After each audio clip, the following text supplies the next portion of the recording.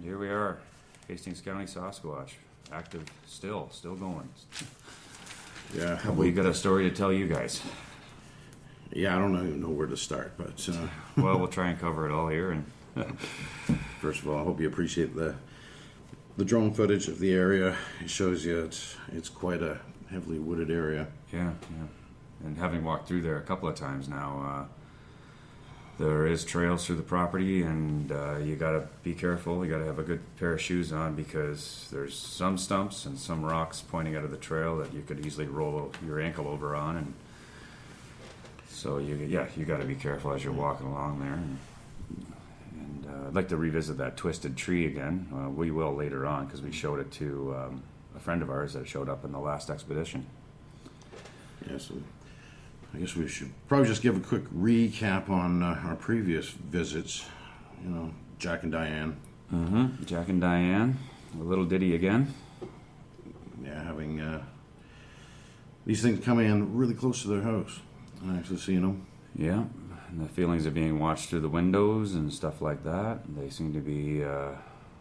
It seems to happen, as Diane had indicated, after 9 o'clock, 10 o'clock for sure. Stuff starts to happen around the homestead there. Yeah, we were sort of planning on coming up there the following year, but, well, things were ramping up pretty. Yeah, after the visit October 2nd, 3rd, we decided to go up, which is now last weekend, so 2 weeks after that, the first one, and so what was it, 15th, 16th, and 17th? Yeah. And we'll cover all that right here.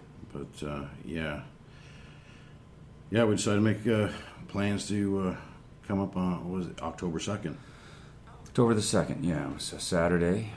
But this time we were going to be spending the night in a little trailer there, so we decided we're going to come equipped this time. And what did you bring? Well, we had two night vision cameras. We had 2 audio recorders. We came up with something low-tech, little snap traps that we could basically set up with, it's like a tripwire system here, using a big old rat trap and some glow sticks. That way, if something comes along a trail, we would get the heads up with a glow stick off in the distance, indicating that something tripped that trap, and we'd be able to get cameras on that right away. And the line where you put the line was right across where we think they were moving through from near the end of the road property there, and over to their bed down area behind their garden. It was definitely a good possible direction to travel that we set these low-tech traps up. Not to mention we also had a bunch of camera traps, trail cameras. 3 in total? 3 in total, yeah. We had 2 that were painted jet black so they wouldn't be easily seen at nighttime, and one was just the regular color, almost like a earth green color, and we had that covering 3 locations. Possible directions to travel to. Now, I don't know, perhaps maybe, we all know that it's almost impossible to capture them on trail cameras because I think that they can see in infrared. They must have some excellent night vision capabilities because it's almost impossible. We got millions of trail cameras up all around the world, and they seem to be avoiding them. Very rarely get caught on a trail camera. So another thing that has been theorized is that the trail cameras do emit some sort of high frequency sound that we can't pick up with our ears, but they possibly may be able to hear them quite easily and then again easily pinpoint them and avoid them. And again, we had them set up in such a way that maybe perhaps, and you'll see on the night vision camera video that we captured there, maybe that's pinched them into that area, or who knows, just to avoid those trail cameras. But we had them on the west side of the property, we had them on the east side of the property, and one in the garden area, covering a pumpkin actually. Yeah, that we put there. We brought 2 or 3 pumpkins and some 3 large butternut squash, and because their garden again has been picked clean. There's no tomatoes left, No pumpkins left. The corn's really undisturbed except for where it looks like it's been trampled down from something stepping over the fence and getting into the garden. Yeah. They're growing mint in there as well, but none of that seemed touched. And I'm not sure what animals go after mint, but Yeah. So we know that, they like pumpkins, so we brought pumpkins. We also talked to another group, Ontario Sasquatch, Ontario Wildlife Field Investigators. yeah. Anyways, that they come into play on the second trip, and we will get into that a little bit later. We met with Peter and Christine. They came up, and we'll get into that. But going back to the October 2nd trip, without getting too far ahead, the other equipment we had on hand were high lumen flashlights. What was our lumen? 800 to 1400. Yeah. They're bright, very bright. I had another flashlight of my own that I thought was bright. Well, it was pale in comparison to the ones you had brought along. Yeah. The other thing that and this is the hunter in me. Like when it comes to, let's say, hunting geese and stuff like that, if you're going to be putting up decoys to try and coax geese in, you want to go and set it up in a place where, as they're coming in, they're going to have a visual on your decoys.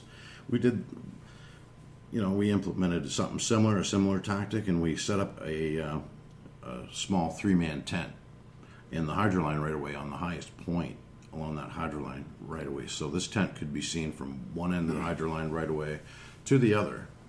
And we also had just a dollar store trouble light, really cheap. We hung that in the tent so it illuminated the tent. We also had a power source in there that we ran a cheap little dollar store fan, much like you'd plug into your computer.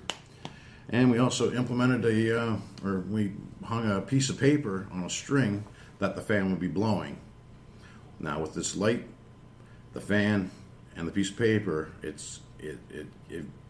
Creates a movement. Creates movement inside that tent, and we also had an audio recorder in that tent too, in case anything came into it. So, You want to jump ahead and say what happened to that recorder? well, no, not right now, but we'll get to that. But we still have the recorder, but a lot of strange things happen as far as our electronic equipment that night. So, so anywho, I guess we'll get into the story, that what kind of equipment we actually had on site. And just be aware too that the western end, where it's a lot of water down in, it actually meets up with a small path, and it goes down to the water where the power line is, and it's at the low point in the valley.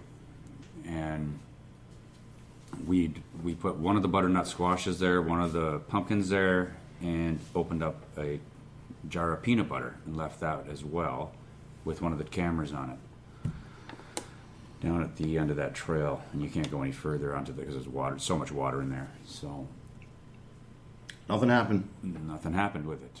We checked the next morning, and there was no movement. Nothing was touched down there. But I think we're getting ahead of ourselves now. little Let's bit, go and a little talk bit, a little about. Well, it's good. Well, we got there. We met up. We went and visited. Again, we were already there prior. We set everything up. All the equipment was set up.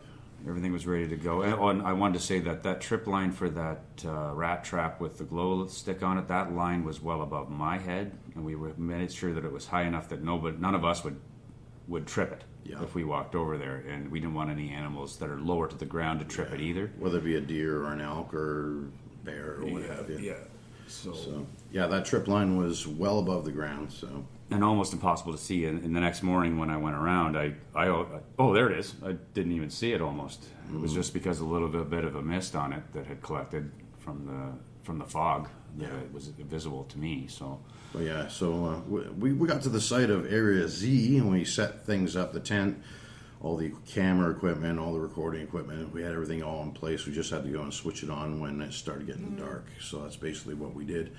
So while we're waiting for darkness to come, we had dinner. We sat in the house. We chatted for a while about.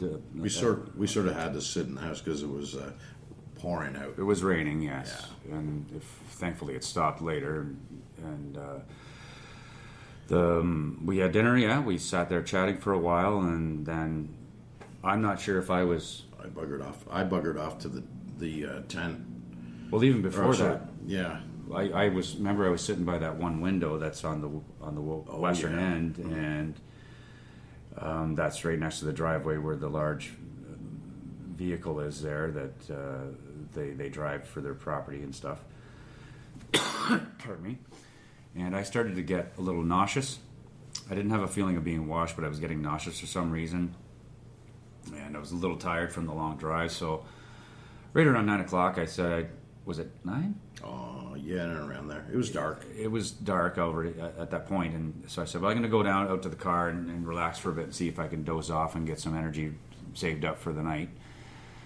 And I was out there for about an hour until somebody I don't know who it was decided to knock on the car. That was me, and I knew I was going to scare the crap out of you. And so you did. I did not mean to do that. I just sort of tapped lightly on the window to hopefully wake I woke up ready to go like Bruce Lee. I was like, wah! I sort of jumped when you screamed, but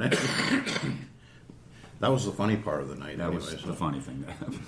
So you got up, you went inside the house, and got yourself a beverage. And I think I went to the trailer set up for the first watch, I guess. But before that, we sort of, I think you came along with me so we can turn the lights on in the tent, turn the fan on, and get that paper blowing, and cause some sort of perceived movement inside that tent.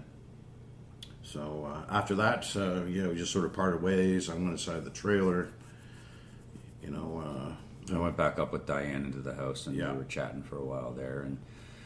And Jack had gone upstairs to get a rest too, so he could, be awake for any action that was to happen later on. Yeah. And I'll go right into it, I guess. Well, needless to say, I fell asleep. I was knocked out cold because I didn't get much sleep. We both work in the same place. We're both there, 5, 6 in the morning. And so then later on we had to drive all the way up there, and that's a good 3-4 hour drive. I was crashed and snoozing, so I was bait. You were bait. I was the bait. So with that, just sitting in the house, having a beverage. It wasn't, we weren't having heavy drinks or anything like that. So I don't want everybody to think we were going crazy or anything on the moonshine. It's not like we had any of that there. I'm just joking. It was out in the middle of nowhere. So, but just chatting away, and I went out to see where you were. I made to see if Chris is awake, and I grabbed the little night vision camera and went out, and I grabbed a cigarette. I'm not much of a smoker, but I grabbed a cigarette and turned on the camera, lit the cigarette, turned on the camera. I was standing in between the house and the trailer that you were sleeping in, and lo and behold, eye shine. I couldn't believe it. I would, and you'll see the video here. I was honestly shaking. I was like surprised and a little bit scared, a little taken aback, but I kept smoking, so that there was the glow of the cigarette, as well as me pointing that little IR light at them. That's attached to the night vision. The night vision camera, yeah, which we could see. We showed it to each other. We could see it with our own eyes. So obviously they would have been able to see it, and you could catch some eye shine there. Now, I thought looking through the little camera at the time there was 3 sets of eyes, but then again it was shaking, and I was, my head was on a swivel too. So, but there's a little more detail when you look at it on the big screen here, and you'll see it in this video. So I ended up stopping the recording at some point because it was going away and coming back at a couple of times, so I wasn't sure if it was still there. And I went over to the trailer. I didn't want to knock on it and freak you out like you did to me in the car. And I just was like, "Hey, Chris, you awake? Hey, Chris. Hey, are you in there? Oh, okay. Talk to you in a minute," or whatever I said. And then I went back into the house, and I told Diane, like, holy moly, I just got eye shine down behind that, the garden fence, in the bed down area where we found it's all matted down in there. And I texted you right away. It was right around I think it was 11, I'm pulling up the text right now. 11:52, I think it was. 54. I'm just trying to find it here, but I should have had it up. But yeah, it was in and around that time. Yeah. So, and I was like, hey, are you awake? Because we really got to talk. Yeah, it was 11:56 p.m. And here's the text. Are you awake? We got to talk right now. Dude, you're missing the action. Or Now, some action. Yeah, was that the one text? The second one was after it that? there? Yeah. So the second one was about 40 minutes later, give or take, 40, 42 minutes. Okay. And what had happened was we were back inside, and her and I were discussing the difference in fear, because she's out there all the time. She doesn't really fear anything when it comes to other animals, but when it came to this situation in Sasquatch in general, feeling of being watched, it's a different type of fear. It's more primal. So, we'd calm down and for a bit, and I was sitting there, and again, next to that same window, get the feeling of being watched. And it was really kind of an intense feeling, and I've had it before, but it was easily recognized this time. And so after some discussion, I was like, you know what, I'd like to go to the car and go to my cooler and get some stuff and bring it into the fridge and, get some water, maybe the odd can of beer. And I was like, I'm afraid to go out there. And she's like, you know what, I'll come with you. I'll bring the flashlight. And I said, sounds good to me. So we went out to the van that I drive, and as I had my head in the vehicle reaching into the back to get stuff out of the cooler, and she goes, hey, there's something out here. So I'm parked right next to the large vehicle they have, and it's a tractor type vehicle. There's more to it than just a tractor, but it's a large one. And Diane says, hey, there's something on the other side of the vehicle. And so I pulled my head back out. There was nothing. And then a gravelly stomp, and then leaves, and it trickled off, and you couldn't hear it anymore. So either something was, and it was heard clear as day, and I was like, holy smokes. It's there. It was pretty close to us. She said she felt it was in the tree line. I felt it was on the other side of that vehicle, and we couldn't hear it. No, we couldn't see it. So I grabbed what we needed, and we went back into the house. And then I texted you again right around there saying, hey, you're missing some action here. So then I don't know how long had gone by, not very much, 10, maybe 15 minutes, and we came out, decided to get you up. Well, I appreciate that. Yeah. We were hoping you were still in there and not missing. So, but then again, where I was sitting in that window, I could look at the trailer. I could see the trailer clearly, and there was lights on, and there was no disturbances, nothing walking in front of the lights or anything like that. So we pretty much figured you were okay. So, funny thing, you got up right away when I came in the trailer. I wasn't sure if you were actually asleep when I came in or not, but you were right up. And then we were talking. I was like, hey, you got to get up. Something's out here. You got to get up. And then Diane comes rushing into the trailer. She says, I don't want to be out here by myself. I just heard something on the other side of the house. And down by where the roosters are kept, because they have chickens and roosters as well. And so we ended up coming outside, and then that's where it began. We all started to film and had our ears out. We were listening, and yeah. So from there, I think we moved back up to where's the road where you said you heard the crunching and the footsteps. So, yeah. And we were filming. You're filming down the east side of the road. Where the road ends. Well, no, we were both filming in that direction, and I started to pan off, and then you saw. Well, I was facing the other direction. You're facing one way, and we're like standing back to back, so nothing would sneak up behind us there. So, yeah. That's right. I was facing. I guess that would be east or west. You were facing east. East. I was facing east. You're facing west, and I was starting to get all sorts of weird anomalies happening to the camera. For instance, on the north side of the road, opposite of the property, there's a big field. Right on the edge of the fence row, there's some vegetation, some small trees and shrubs and everything, and it was like somebody had a strobe light flashing, and it's lighting up all the vegetation here. I couldn't figure it out, and I'm going, what the hell is this? Just flashing, and then flashing, and of course I didn't have the recorder going on the night vision camera. I was just scanning the area to see if we can catch something, and if I caught something, I'd switch it on. But these were like quick flashes, like a strobe light, and then it was gone. And you said it, and I turned around to see if I could catch the same thing, and I wasn't seeing it. No. And then I turned to the north and started to film the field slowly, and the tree line and the fence line. And then there it is again.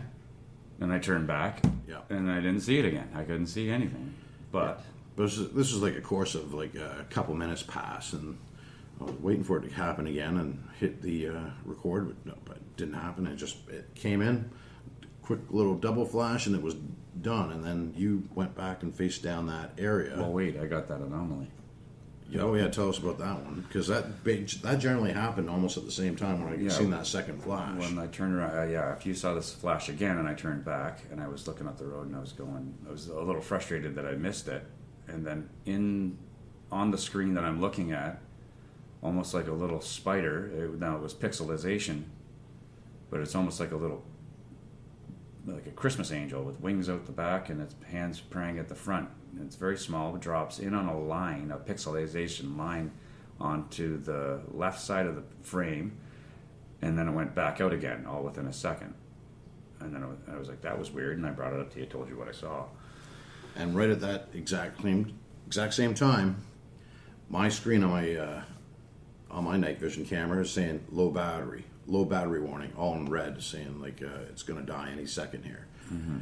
But I'm looking at the corner of the battery icon, and it's showing a full charged battery, and these are all fresh batteries we just put in. Yeah. But I'm getting a warning light saying low battery. And so from there, I said, okay, guys. But wait, though, Diane had come back out, and we were getting the eye shine. We were using the same cameras, and we were getting the eye shine down that pathway where the road ends. Okay. And then I got it once high up in the tree, and then I got it again higher up in another tree, and then this is when I put the camera down, and then I used my little flashlight and then flashed it in the same area. Yeah, but at this time, remember I was saying that I had low battery warning lights. You were telling us that. Yeah, so but you were still there. I thought I walked down to Not yet. Oh, okay. Oh, you had just left, and then I just got left, and I went down to the trailer to switch out batteries. And then I used my little flashlight with the IR down and flashed it like up and down in the same spot where I saw the second set of the second eye shine take. Yeah, so we basically separated. I was probably maybe about 70 or 80 yards away from you two. Yeah. Meaning Diane and Mr. D. I'm about 70 yards away at this trailer. Going into the trailer, breaking out some batteries, and I was about to change it. And the low battery indicator on my night vision camera is totally gone. Everything's operating fine. I'm getting no warning messages or anything like that. So at this time, something went down where you guys were back on the road. Yeah, well, I had flashed my little flashlight and got the eye shine with the flashlight. So we had backed up a bit, and you were still over at the trailer. And then she said, Diane's quite brave, actually. She says, let's go down there a little further. So we went down there a little further, and I had the camera on. I thought I was recording, but again, I found out later that it wouldn't record for me, and somehow the card was full, and I had no idea how I would have filled that card unless I had it on recording in my pocket for those times that we were standing around. So, and here's the big thing. We're standing there, and there's a rocky outcrop in between us and the what would have been their garden and where the bed down area is. And I was filming up, like pointing up onto there. I wasn't up onto it. And the next morning I climbed up on there and found some matted down grass. But other than that, nothing else. But I was filming that and kept going towards the west and kept panning slowly. And her and I were talking, and we decided, okay, well, let's go see what Chris is doing. We had flashlights going. Couldn't see anything. So I turned the camera down. We go to turn away, and you could hear something flying through the leaves. We thought it was a tree coming down to both of us. But something thud landed right close to us, within 10 to 15 feet maybe. It was again pitch black. I turned around with the flashlight. We couldn't tell. There was nothing moving. There was nothing. What was thrown? And then I turned around, and she was already halfway up the road. She was gone. Diane turned and kind of ran. She said, "Forget this." So I was like, okay. So I started to move in up behind her and move back up that road to the road where it ends at their property. And And I kept the flashlight pointed behind me as I walked, and I was looking out of my corner of my eye to see if anything was following, and there was nothing there. Nothing followed. But that, and I gotta say, if there was any doubt in my mind of Sasquatch when that, whatever it was, which we believed the next day we found what was a stump thrown. We think that's what was thrown. It looked like a bit of a log or a stumpy log of some sort that got chucked. And I 100% believe then, I guess, if I didn't before, because I thought I was a believer 100%, but then when that got thrown at me, I was like, holy, I was a little bit in shock. Well, that's not the end of the story. There's more. No. So, I think I joined you guys back at the on the top of the road again. On the top of the road, on the parking area, and you told me what just went down, and I said, "Oh, okay. Well, it's." And then I think we could hear footsteps in that north field. Yeah. And then we're starting to get growls. We're hearing growls. Well, you guys were hearing the movements. She was pointing out movement. All I was taking it for was some of the water dropping off the tree leaves and stuff like that, because it was a little foggy, just slightly. It wasn't really thick fog or anything. Well, no, it was, and again, there was no winds that night anyway. No wind. No. So but we're getting a slight, very, very light breeze, and that's going to, not even a light breeze, it's just, you barely feel any wind movement. It's that calm, but you could make out what direction the mist is going, and that's going to play into another part in this story as we move into that. So, and again, so it wasn't any winds like blew down a tree branch or anything. It was like totally calm. But I don't want to leave out. We went back between the road and to beside the trailer, and between the house, and back and forth like 3 or 4 times. Oh yeah. And like, okay, we were listening in each area, and we kept going back and forth. And then the last time we went up to the road, where was it? Diane had pointed that there was movement off to the north. Yeah, and I heard that too. And I was listening intently. I was hoping that it wasn't leaves and movement, the water dropping. And we decided to go back down to the trailer again, and we got a growl right out of that field to the north side. Yeah, I caught it too. And at first you thought it was the dog snoring. Well, not even that. We heard it. Then we moved down beside the house and into the yard, and then we got one to the right, to the west, like in behind the trailer area where the rocky outcrop was, just right where the like if you go in that direction, that's right where the stump was thrown from. Yeah. And then we heard another growl to the east, and that was on the other side of the house by the roosters. Right. And then that's when I sort of moved down towards the hydro line right away, right beside the garden. There was like a side-by-side ATV sort of in front of me. And I'm scanning the tent. That's where the tent was set up. And in the video, you'll see it illuminated. So if you see like a little dome tent with a light on, that's exactly what it was. That's the tent right there with the light on. And first of all, before I turned the camera on, I was scanning the hydro line right away, right by the tent with, I think it was a 1400 lumen flashlight. I'm picking up eye shine, but it was red. Yeah. I got red eye shine, like a double eyeball eye shine beyond the tent. And I said, okay, I think I called out to you and Diane. I said, okay, I'm getting red eye shine. I'm getting red eye shine towards the hydro row. But also, just to go back quickly, I did hear the dog snoring in the one window that I was sitting beside, and that window was open. While you were outside. While we were outside. So I kind of was, I brought up that, hey, okay, this growling, the low guttural growling could have been the dog. So that's one thing to keep in mind. But to hear it in 3 different directions, it was like, okay, it's possible, but, well, what was it echoing off of to be that dog? And it was louder than the dog. Yeah, no, I knew right away it wasn't a dog because I'll see if I can find out that audio clip and I'll put it in here that you can catch a growl. And I think I made a comment that was no dog. So Yeah, we did have audio recording on, and I think it was my dumb mistake by having the audio recorder in my breast pocket here, and it picked up any sort of movement of my clothing, and unfortunately it really wasn't that good. But near the end of the encounter that night, we were holding it in our hands, so we were able to pick up and save some good audio. But getting back to when I'm shining the light down along the hydro line right away towards the tent, I was catching red eye shine. And here's an interesting observation that I got. As I seen the red eye shine, and it turned away like it was, you can literally see the eyes turn, almost like the body turned. I couldn't see the body, it was all pitch black out there. There's only so far I could see with this light, but I'm getting the eyes. The eyes were lit right up. And it's almost like when this thing turns, the two eyes turn, you can just tell it's turning, it turns yellow.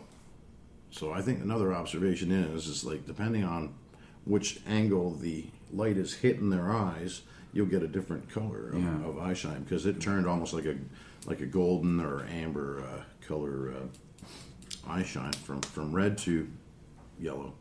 Mm-hmm. So that was kind of interesting. And then I got the night vision camera up and started filming the hydro line right away. Yeah, and I had mine up too. I wasn't getting anything after that. It must have moved away, or I'll put the video up of my camera footage here, because you can tell it's mine. And again, it's a different angle from what you shot your first eye shine, and this is probably about maybe an hour later or something like that. Oh yeah. So I'm filming the tent, the side by side, and I pan over towards the garden, and I'm picking up the eye shine in the same general area that you shot yours. So they were back in that area again. So I thought, I thought that was pretty interesting. And again, look at the video. If you guys see anything in this video that we might have missed or something like that, whether it be dark shadows and what have you, I don't know. We couldn't say for sure what it is, but we were looking at different points on the screen in the shot and going, what's that, what's this, but it's hard to tell, right? It's very hard to tell, because you don't know if that's just the IR light going beyond and hitting nothing. That will give you a dark spot, but you'll notice that the IR light will reflect off of vegetation and what have you.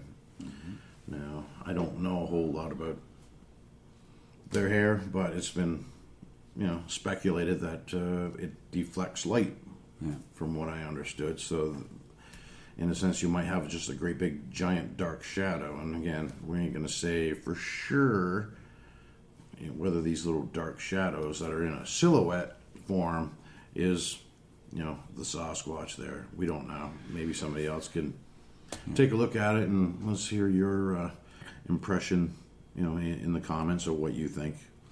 So a lot of the time we were just standing around listening, and and again, Diane, a former hunter, would point out there's movement here, there's movement there, and you ended up going over to the east side of the house to have a look around over there. Yep, you were in full view of us. It was not like it's hidden away. And again, we all had motion sensor floodlights that are solar powered. And you come walking around the corner there, it'll light up the whole area there. And that snapped on when you were over there. Yep. Because they have another trailer that was receiving some rock hits in the past, and that's what they had. And originally, when they contacted Hastings County Sasquatch, that's what they reported. The trailer's still there, and it's not the same spot, but it's a few feet over, whatever, they've moved it around. But we weren't getting anything there. But when I walked over there and that light went on, and I was standing on the east side of the house, was it? Weird thing, it's already like, 3 o'clock in the morning, 2:30, 2:45, I don't know, somewhere. I wasn't looking at my watch that night. I was getting a weird squirrel chatter. Oh, yeah, I forgot you mentioned that. Yeah, it was like, I'm standing there, okay, what? I've never heard squirrels start chattering, like, not just one, but it sounded like 3 of them chattering at the same time. I'm going, squirrels aren't up at 3 o'clock in the freaking morning here. So I should mention that when we had a barbecue that night. The barbecue's outside. Yeah. And we left out some of the condiments and the cheese slices. And when I went to go put those away, I thought I heard a growl. Yeah. I forgot that. Yeah, we should mention that. And that again, that's a little closer. Looking south, the roosters are just off to the right, and then there's another rocky outcropping there where they think they get whistled at or something. Sometimes in the past they've gotten stuff from there, and that's where I thought I heard the growl from when I was putting stuff away. Like, don't put away that food. Yeah. And we're not done yet. There's still more. There's more. More strange things happened there. So after the squirrel chatter, I joined up with you guys again, and we're hearing, more growls and crunching around, and we're shining our lights around and looking with, our night vision. Can't see anything, but we got a weird woodpecker sound. Mm-hmm. Now, and again, it's pitch black out. There's no woodpeckers out at this time, and it didn't even sound like your typical woodpeckers, like picking on a tree or something like that. It sounded like it was pecking on something. Well, it wasn't wood it was pecking on. It sounded something like either some sort of plastic or some sort of man-made material. That's what it sounded like. It could be. We speculated maybe it was that little greenhouse that they're tapping or something like that. Mm-hmm. So definitely didn't sound like wood, but the percussive, the percussive pattern sounded just like a woodpecker, like your pileated woodpecker out in the woods. Mm-hmm. And that's when we talked to. We'll get into that later, but we did mention that to Ontario Sasquatch. And they said they had other reports from his investigators that they got the exact same percussive communications or sounds from these Sasquatch. So it ain't something, we're just hearing things now. Mm-hmm. We definitely heard something, and other people have heard the same darn thing. And you had also mentioned we were standing in between the house at one point. After we had our backs up against the house. Not literally backed up against the house. We were in the middle of the yard, but facing in that direction. And you guys said you thought you heard something hit that large vehicle over there. The tractor. We were picking up stone throws. Yeah. I didn't hear it, but that's not to say I was listening in the other direction. Well, we picked it up on audio, so you hear a big loud snap. It almost like from the audio, it sounded like a tree snap, like somebody broke off a branch. But in actuality, what you heard was like a stone or a good sized pebble bounce off either a vehicle, either my vehicle or somebody else's vehicle in that driveway. It could have been your vehicle too, for that matter. But it was loud, and somebody commented like. Well, that was an awfully big raindrop. Yeah. And, I'm pretty sure it wasn't a raindrop. It was a stone for sure. And then we were getting the stones and pebbles being thrown at the vehicles, and it sounded like it was hitting a tin roof of their house, but there is no tin roof on their house at all. So it was definitely hitting the vehicles. So that carried on for about 5 or 10 minutes or something like that, and then. I think we just pretended we were bored and we moved off to another little location there. Well, remember when either you came back and I was, what did I say, into the woods?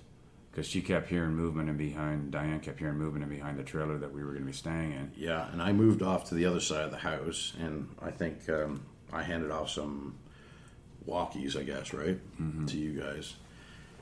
And then I had said, just as an experiment, in the name of Jesus Christ, be gone. Yeah, and I heard you guys. Well, you said a little louder than that. Well, I was not. I could hear you from the other side of the house, and I think the funny part was I sort of keyed the mic and going, "Hey, what's going on over there?" You thought it was Jesus, like talking to you on the. No, I didn't think it was Jesus. I know, but you were. Is this Jesus? Well, I think maybe the Sasquatch man thought it was Jesus on the. Yeah.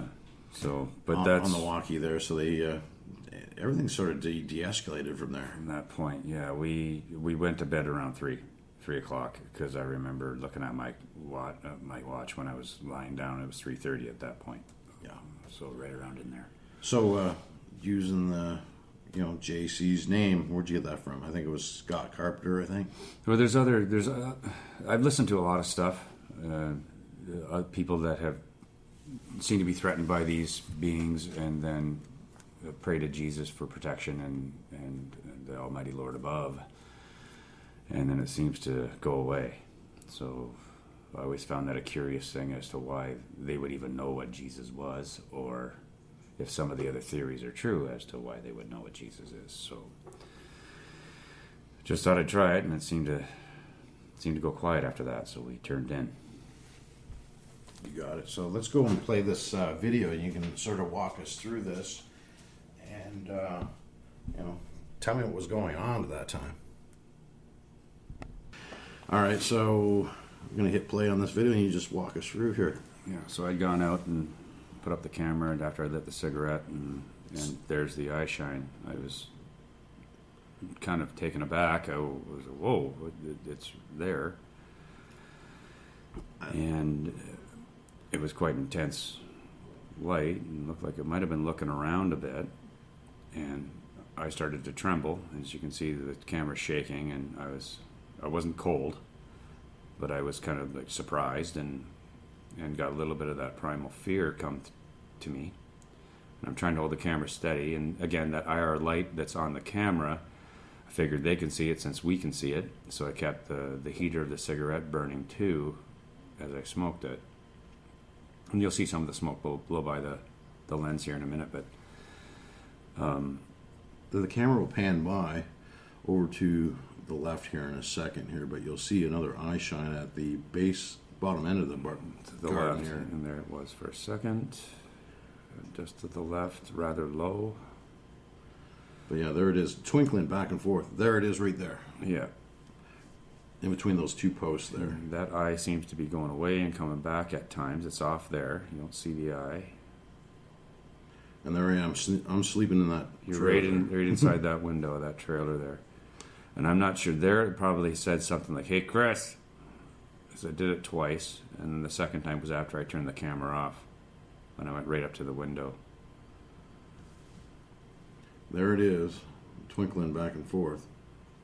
And then there's another one there, off to just to the right of it. And well, it's either two eyes and a really big head, or that would be an immense sized head, but No, they would have to be two separate Sasquatches.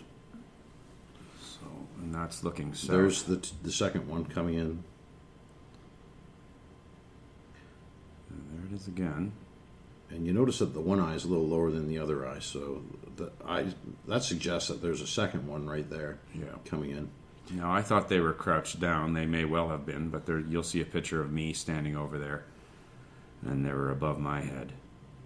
And you can see the top of that lattice, and the eye shine is just underneath that lattice there. Now, it slopes down. We're on high ground right here, but where these eye shine is coming out of those woods over there, it's a bit of a slope. I think it slopes down a good couple of feet, maybe 2.5 feet. Mm-hmm. But we took a comparison shot the next day, and you'll see where Mr. D actually stands. Yeah, there we go. There's the two different eyes for sure there. And Yeah. Now I'm curious whether they keep one eye shut so they wouldn't ruin their night vision. maybe. That's an interesting hypothesis there. Yeah. Either that or peeking around a tree.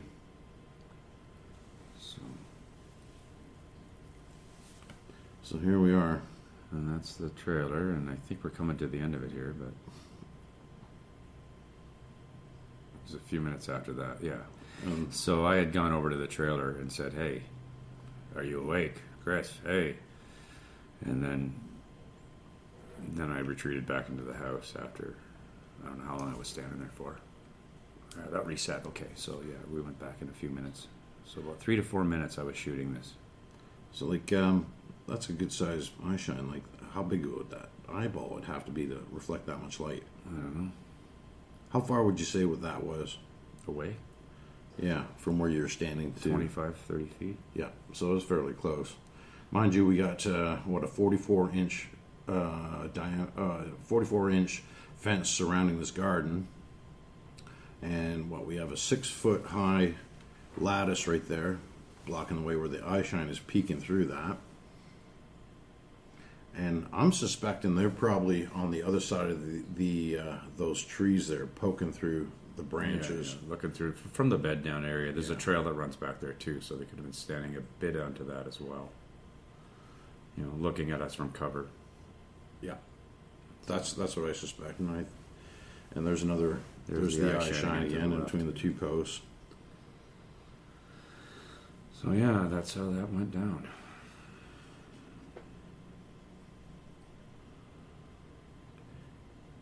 I have no idea how. At that time, you had no idea how tall the eye shine was off the ground. Yeah.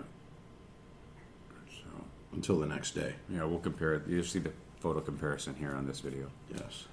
And this is the night that I wish I had a FLIR camera, because we would have been able to get back there and hopefully pick up the heat signatures from these things that are producing this eye shine. Unfortunately, it was on order, and we did not have it at this date. But the following trip up there that we stayed, the 3 days up there. Yeah. 15th, 16th, and 17th of October, Friday, Saturday, Sunday. Yeah.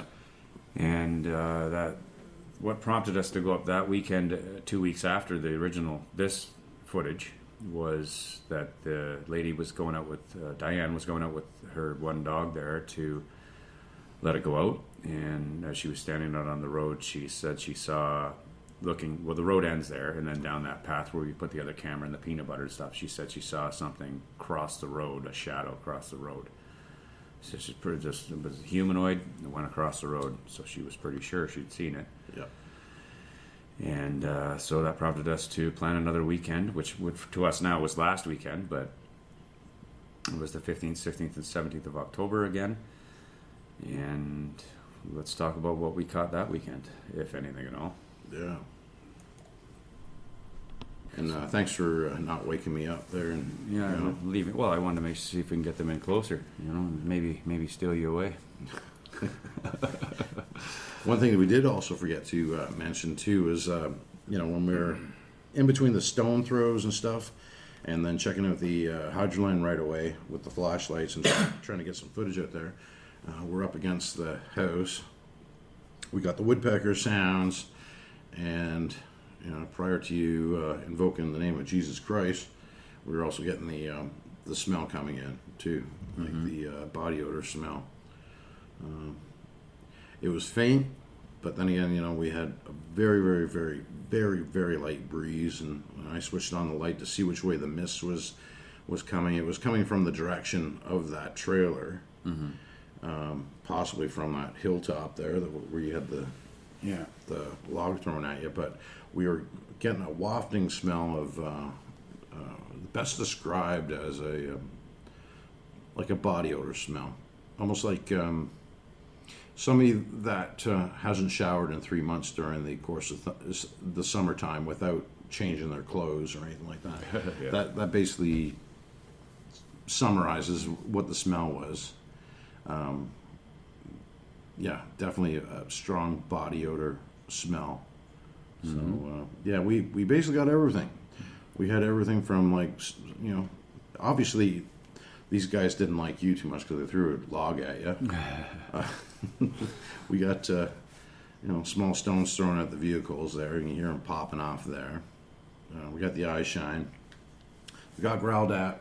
We just about had everything here, and there's the video. If you see something that we didn't see, by all means, put it in the comments.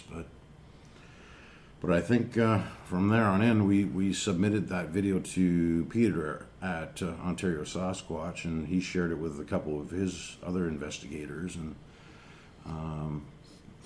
he made a request that he can see if he could come down and visit the area with us. And we made arrangements to show up on the 15th, 16th, and 17th of October, and we all sort of met up, and it wasn't quite as intense weekend like the 2 weeks October prior. the October 2nd one. They were around.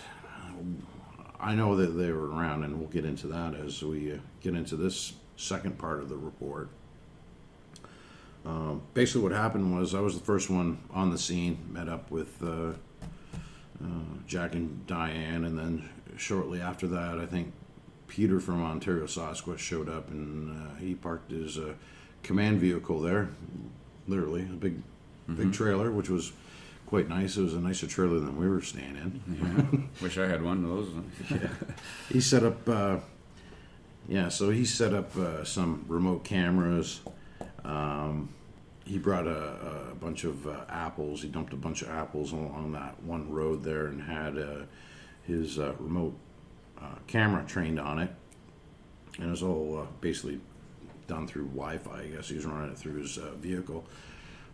Then, It was raining pretty hard the first night. Yeah, the first night was pretty rainy. We were pretty much in the house. But the Friday night, before it started raining, I was walking along that road near the front of Peter's, pickup truck that's still attached to his trailer. And, I was getting the samurai chatter off in the distance, opposite side of the road, up on the high spot. And I've never heard the samurai chatter before. If those of you don't know what the samurai chatter is, you might want to look it up on YouTube. There's a fellow by the name of Ron Moorhead that recorded this, I guess with another investigative reporter, Al Berry, I believe. And I'll put a sample in right here. There's two of them across the creek at the big rocks.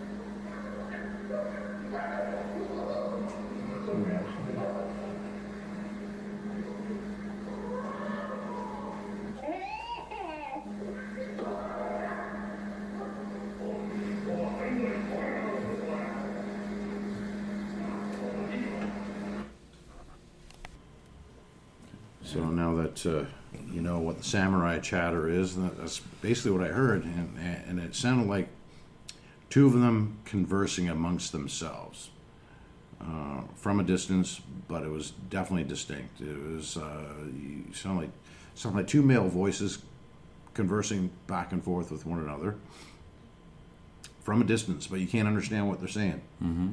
But it sounded like weird samurai chatter, like blah, blah, blah, like marbles in your mouth there, in a sense.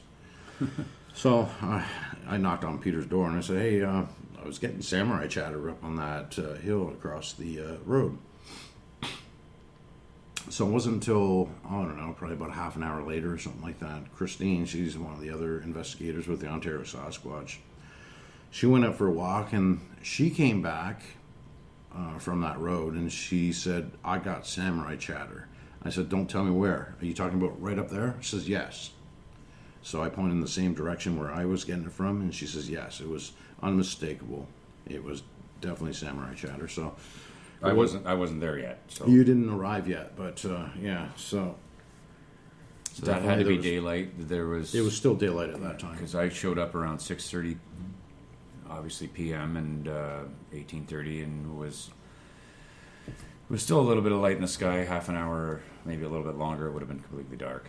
So yeah, so we had a chance to converse with Peter and Christine from Ontario Sasquatch, and came the rundown what happened last weekend. We already sent this video to them, and they eyed it over, and well, here they were.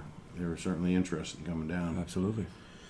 And and there's we can't get into everything on what we came across or what we talked about, because that might be something for whether it's going to be confidential that we can't really disclose right now. Mm-hmm. But hopefully Peter might be able to come on our podcast and maybe go into more in depth here, and you know, we don't want to step on anybody's feet or anything like that. Which, by the way, some of the pictures that we put up on our website came from Ontario Sasquatch. Most importantly, it was the Genesqua photograph from Temagami. The large Sasquatch up on the. Yeah. It looked like somebody was shooting up a hill and caught it. Yeah, from the Duncanson Lake. That came from Ontario Sasquatch, actually. So credit goes to them. And but anyways, we've been pretty good with Peter, and Peter's been good with us. He often shares a number of reports with us and in the area that we can follow up on or keep an eye out on, and we share a lot of information with them too. So we share information back and forth, and this was the first week we got together and actually finally got a chance to meet. And another good couple of people there, and I know they got more investigators there. I'm looking forward to meeting someday, but unfortunately we couldn't. I think we're expecting another one, but unfortunately had conflicting plans that weekend. But we got two of them anyway, so. But from there, Not much happened. no, Set forward. unfortunately, we didn't set up the trail cameras. We didn't set up the tent with the light in it That's on the right. hydrant line right away. The one thing we did do is we pretty much killed all the outside motion sensor lights around the house. Yeah, so they wouldn't go off. And we Turned off all the lights in the house. We tried to keep it as dark as possible, and that was at my request because I wanted to keep my night vision, my eyes going.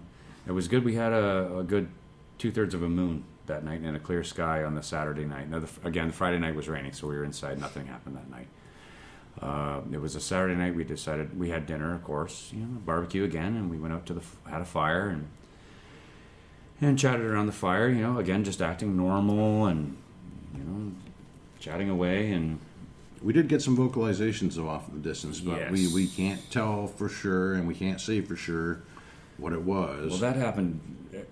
Later The on first evening. weekend we were up there, October 2nd, 3rd, we heard some, but then you'd hear dogs going off over there and another dogs going off a few kilometers that way. It was hard to determine what was what.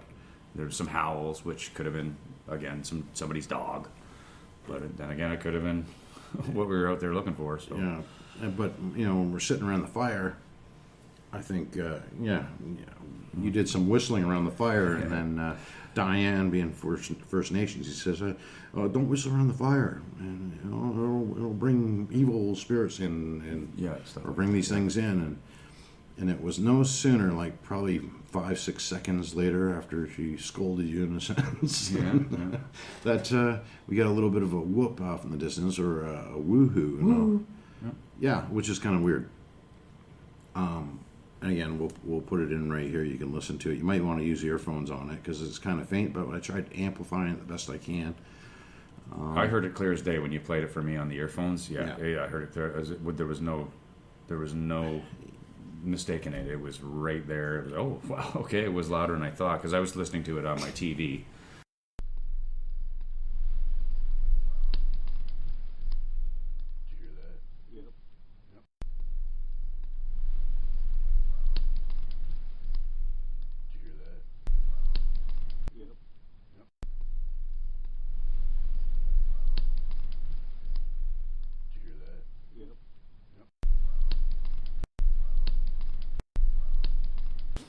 Yeah, so I don't know what kind of wild animals out in the woods that we know of that make a woohoo sound. Yeah. So other than, you might hear something similar to that in the Ron Moorhead Sierra sounds if you play that, with the samurai chatter. There's also like something similar to a woohoo in that one when I think it was Ron Moorhead that was sort of, calling back to them or mimicking them, that they'd get a response that, when they're doing the whoops. The one thing I've never heard yet is a whoop. Mm-hmm. I might have heard it one time before when I was out hunting one time, and again I was talking to somebody at the same time, but we did catch a little bit. What was that? That could have been a whoop, but anyways, getting off on a tangent here. But I have never heard a whoop per se. Well, I've twice heard loud screams. One time with my brother, actually, who doesn't believe in Sasquatch, but he had pointed in the direction we heard it, and this was in Thurlow, and we were sitting outside, talking and stuff on the patio, and then we heard this one large, weird scream type of howl, and then all the neighbors' dogs within a kilometer started to bark. So that's what I've heard in the past. And well, actually, one time there too, I heard a rock clack, and when you were sitting there with me, and then later on that same night, it was a whoop, even closer than the rock clack. So it was again, what was it? Not 100% sure, but it was strange enough to mention here. So. Yeah, so unfortunately, we didn't get a whole lot of action, with the Ontario Sasquatch team there. I don't know why. Maybe we speculated this because of the big trailer. Maybe they were just watching. Who are these people? What's going on? And decided to stay back and not interact too much with that. There was so many more. There was that many more people there. There was 2 more people there. So. Yeah, hard to say, but definitely, I think they were definitely watching. They didn't want to come in, but we did find some tracks in the morning in and around the area that I sort of pointed out to Peter, and he was looking, and I said, well, yeah, that's consistent with a track. And these things seem to be really smart because there was fresh gravel dumped along this road here. And these things do their best not to leave tracks. And where we found these tracks, where right where the fresh gravel was laid down, and the old road bed is right there. They walked literally right along that line to avoid leaving tracks. And walked in the leaves and the ditches. Walked in the leaves, yes. And we've basically seen 1 foot impression. Wasn't enough of an indent to cast anything, but you see from 1 footstep, and then from a good 4.5, 5 feet away, you see another footstep where the leaves were stuck to the bottom of the foot and got lifted out. Mm-hmm. And we followed it back, but yeah, we could see that where they're going through there, because you can see the trampled vegetation from that. Well, it's interesting. Let me mention that when I climbed up to that rocky outcrop on the first weekend, October 2nd, 3rd, that when I climbed up on the top of it, it was a good viewing point of their property. Even though there's trees and stuff in between, you could still, if people were over there and it was nighttime and there was lights on, you could see, through it. And you could see in between the rocky outcropping and the beginning of their property, which is from that trail going south, it looked like there was a stepping, like something had been moving through there. And then incidentally, that goes right to the back and behind the garden. Yeah, back and behind the garden where the bed down area is, where we got the eye shine. Mm-hmm. So that's the direction of travel. From that point of view, you could easily see it. You just up, 10 feet up, a little higher, and then you can look down over it, and you could see the trail there. So, and Diane was with me. She was like, "Oh, okay, so yeah, that makes sense." And and it doesn't end there. There's some stuff that we're not at liberty to talk about. Maybe at a later date we can get into a little bit more, but very fascinating stuff, and interesting stuff too, for that matter. But it's not for us to say at this moment. Yeah, but we'll continue to visit up there, especially into the next year when the weather gets better, and it's only going to go winter from here. So well, I think there might be a chance of getting in there at wintertime to see if we can't find anything there too. Yeah, I doubt I'll be able to go up, but we'll see. At least springtime, anyways, when the ground is soft, we can maybe look for more prints if they haven't moved off into someplace else. Yeah, hopefully not. Well, oh, and I'd like to mention that on the first weekend, 2nd and 3rd of October, we took the tent down. I left one of the big butternut squashes up on that path where you saw the red eye shine. Mm-hmm. And when we went back up there on the 15th, that same very night, I went walking up that path before it got too dark, because I'm not going to get nabbed in the middle of the night, and found the same butternut squash sitting there. I left it standing on its end. It had fallen over onto the side, but that could have been anything, right? There was nothing to indicate, but it was still there. So that's where we left it too. That's where we left it that last weekend when we left there on Sunday. So. And then just to give you another update on what happened after everybody left is it was quiet for a day or two, and then they're back again. They're back. One got as close to one of the landowners as close as about 9 or 10 feet and ran right by him Yeah.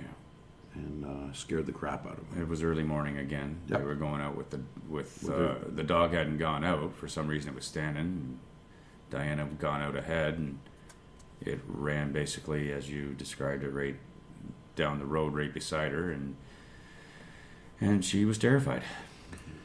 Yep. So We were set up in the right place. in the dark. Yeah. We were set up in the right place. We didn't go hiking out in their back 40 everywhere and smacking on trees and stuff like that. And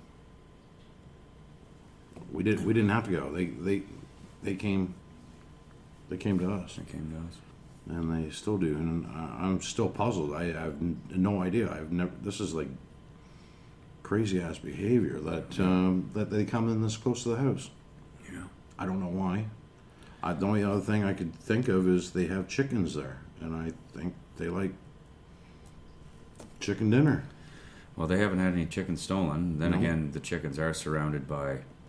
Well, they have a caged-in coop that can be moved on wheels. They'd have to jack it up, and then but wherever they move it to give the chickens fresh grass, they put up an electric fence around it now, so that the chickens can come right out of the coop. I'm thinking they're gonna have to put an electric fence around their whole property. Yeah. 19 feet high. Yeah, something like that. Yeah, this is almost like a. I don't know what other equipment we need to bring up there, because this is like almost as good as Skinwalker Ranch for that. For this so far, yeah. Let's hope it keeps staying that way if we want to continue to discover. So, Like I said, so many weird things happen to our electronics. Oh yeah, which by the way are I guess we didn't mention, but the electronics inside that tent in the Hydroline right away. We set it. Battery went dead after 3 hours of audio recording. the battery went dead, and that was strange. And then you brought a FLIR on the second trip. Yes, we brought the FLIR on the second trip. Yeah, we didn't have it for the first trip, and I really wish, it would have arrived by that first trip, because Would have been nice to see what what was hiding the behind eye shine was. Yeah. what was hiding behind those trees where the eye shine was coming. But it is what it is. We did our best, but we have the equipment now, so if we go back again, we're well equipped, and hopefully we can catch something. So, but the FLIR came in handy because you were able to stand there by the trees in front and also behind. We were able to figure out Size comparisons. size comparison where the eyes are and where your eyes are. Mm-hmm. And yeah, these things were huge. Yeah, Whatever was quite there. big. I was surprised when I saw the comparison the first time. So yeah, I don't know what else we can say here, but hey, we tried it, and we probably came closer than anybody. Mm-hmm. They came to check us out more than anything. Yeah. So Well, I guess we can wrap it up here. So if you got any stories you'd love to tell us, Hastings County Sasquatch has a Facebook page. It's simply called Hastings County Sasquatch. That's how this all began, and we've moved into YouTube now. So if you'd like to comment on YouTube, and you'll also see that it's Proton Mail. What is it? hc.sasquatch@protonmail.com. And if you'd like to, of course, give us any stories that we'd like to hear, we will keep your, just like Jack and Diane, we'll keep your identity anonymous, of course. And your location, of course. And your location, yeah.